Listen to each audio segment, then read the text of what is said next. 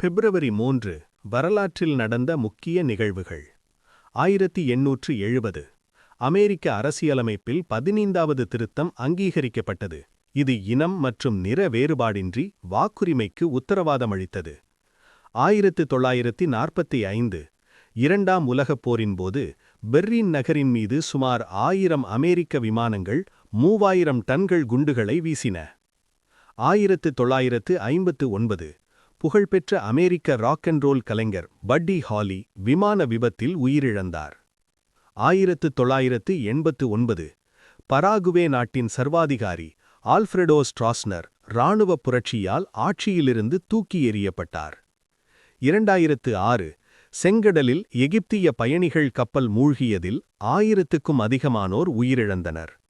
1969 தமிழ்நாட்டின் முன்னாள் முதல்வர் அறிஞர் அண்ணா காலமானார்.